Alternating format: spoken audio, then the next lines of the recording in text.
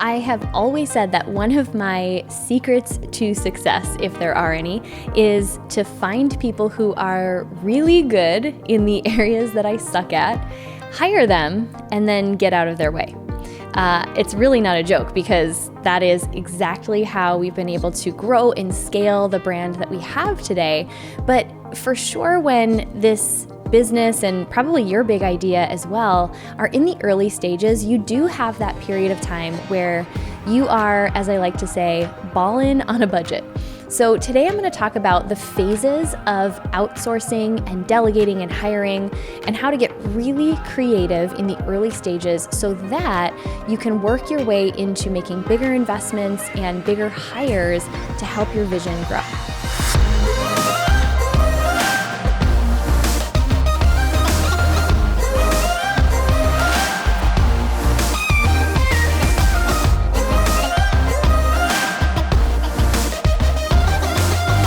Welcome back to the podcast. We are talking about one of my favorite topics today and something that has literally been one of my biggest secrets to success.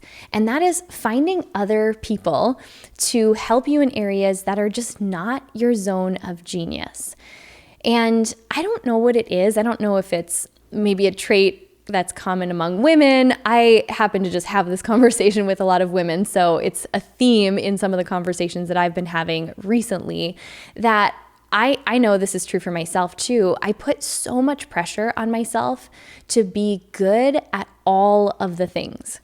And I'm not just even talking about in business. I'm talking about, I still put pressure on myself that I have to cook dinner every night or get my workout in every single morning and be this perfect version of myself that isn't always possible, especially if I'm trying to do all the things. And especially when it comes to our businesses, when they start out as more of a side hustle or a passion project, there's usually this phase where you kind of have to bootstrap it.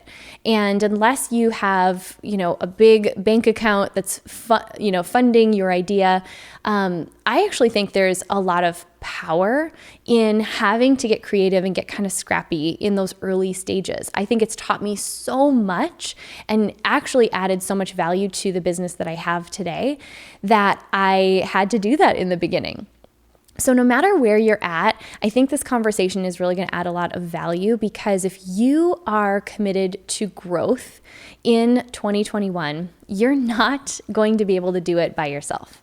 Your business will tap out, you will tap out energy-wise at a place where it's not possible for things to grow if you continue at the current rate that you're going, right? We only have so many hours in the day and we only have so much energy to give.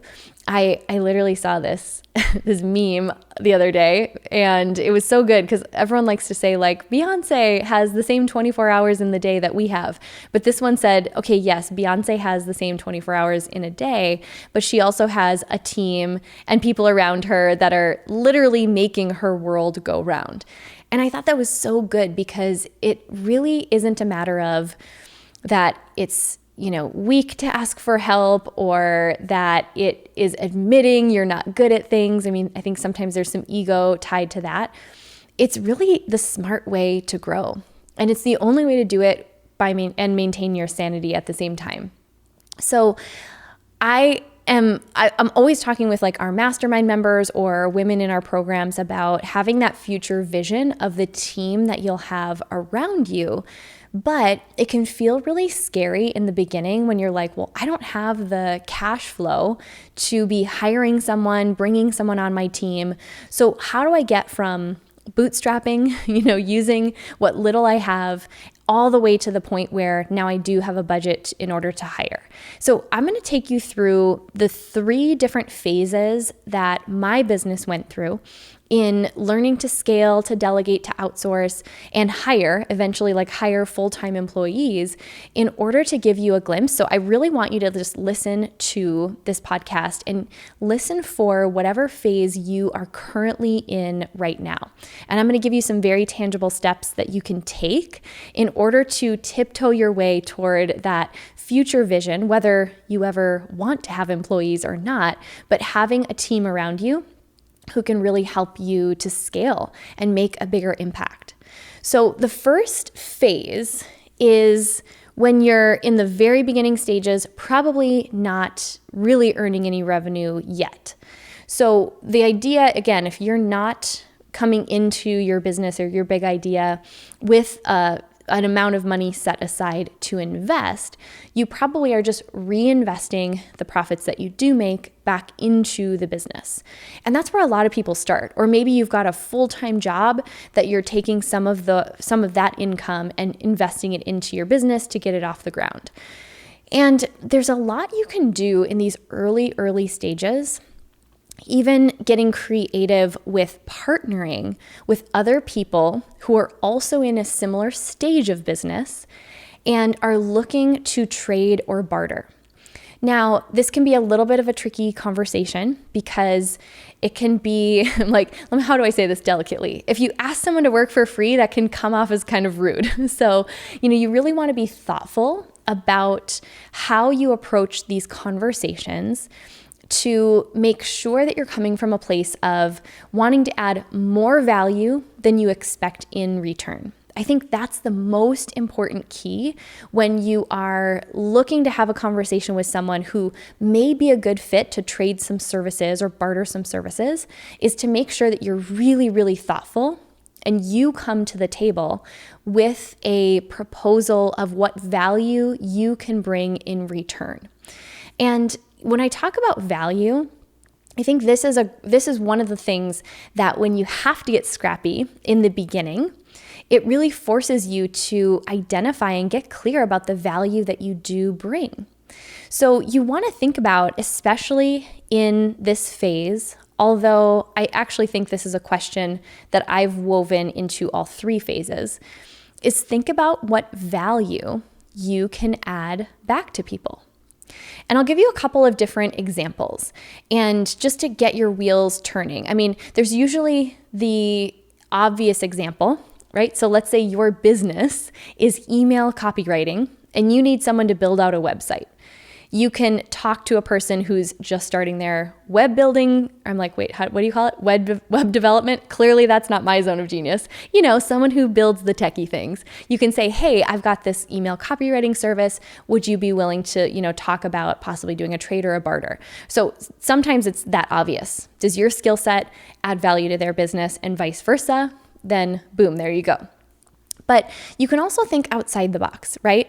Maybe it's someone who has kids and you can offer, to give them and their spouse a date night and offer childcare. Maybe you have some other connection or relationship that would be valuable to them and you would be willing to make an introduction. This is an example that it wasn't something we took advantage of, but it was a creative offer. We have an Airbnb property. We have this cabin on Airbnb, and someone reached out and they were looking to stay within a specific budget for their stay. And they said, hey, I'm an employee of XYZ company and I can give you my discount, if that's of value to you, which it wasn't something that resonated for us, but we didn't mind the person asking. And I thought it was really creative. So you want to think about what value can you offer in terms of skills that you have, connections that you have, relationships. It can go so far beyond monetary value or just your specific skill set when it comes to business.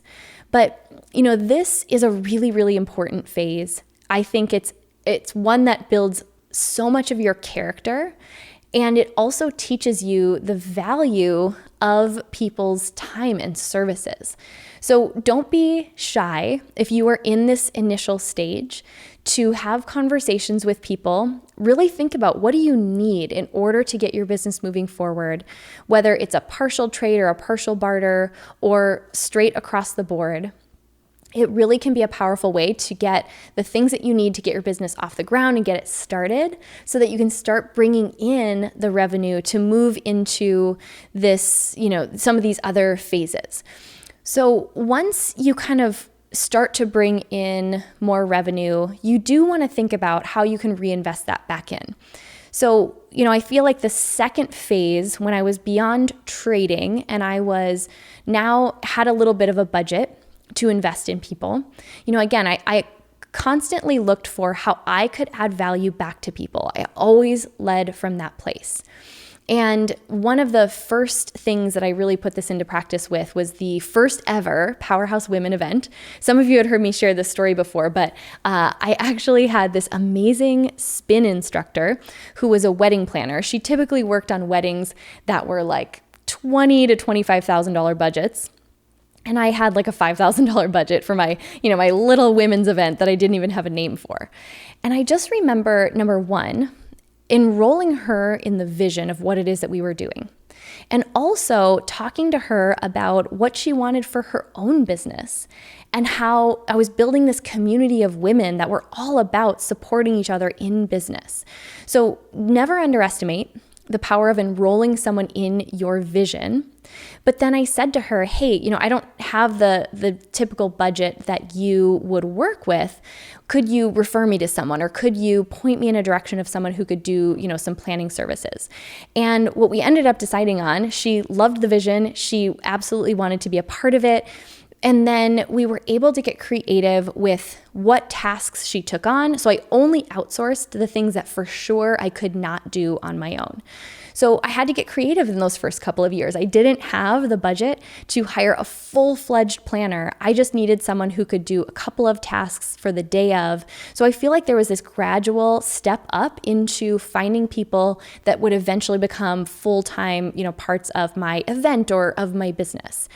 So finding people who connect to your vision, and again, thinking how you can add value to them as you start to step into this second phase, which I would consider like hiring contractors. So this is not usually people who work for you as an employee, but you're hiring them out to do a specific skill. And it's one where what you want to think about in this phase is it's the things that would, if you attempt to do them on your own any longer than you have, it would be detrimental to your business. So for example, if you are not at all tech savvy and you want a simple website set up in order to give people a place to find you, it's probably not the best use of your time and energy to try and learn web development for yourself and launch your own website. The hours that you would spend and the frustration and the energy versus finding someone who's maybe newer in building their client portfolio and wants to have a project that they can use as an example of their services. You are going to be so happy that you didn't attempt to do that yourself. So a really powerful thing to start to think about in this phase, kind of the second phase where you're outsourcing through some contractors and really focusing on narrowing down in every phase. I feel like you get closer and closer to solely getting to focus on your zone of genius. What you want to think about is, what is your hourly rate? And as an entrepreneur, it's not like we get a paycheck, but the way you calculate this is you take the amount of money you want to earn in a year. For easy math, we'll just say $100,000, and you divide that by this. You multiply together the number of hours you want to work a week and the number of weeks a year. So essentially, you're getting the number of hours that you physically want to be working on your business in the year. So you divide that. So let's say you want to work 40 hours a week, 50 weeks a year. Again, for easy math. Then if you divide 100,000 by that 2,000 hours, you get $50 an hour. I always use that example. That's the only way I can do that math that quickly. I have done it on a calculator before. But what's powerful about that $50 an hour number is that if you're feeling tension over outsourcing something that maybe a freelancer can do for $25 an hour, then it helps you to say, okay, this is a good investment, because if I'm able to free up more of my time and energy to be doing $50 an hour tasks, then it's a no-brainer. I'm obligated to outsource this thing that I can hire for $25 an hour.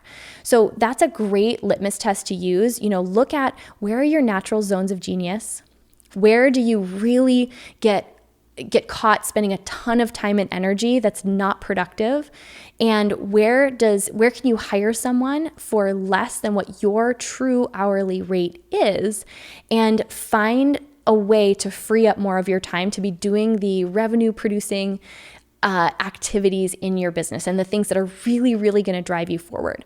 So that phase number 2 is where you start to feel the magic.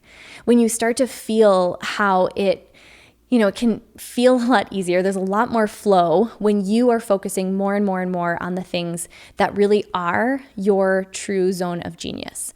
And it gets you ready for this third phase where you now are maybe still using some freelancers. We still do within Powerhouse Women.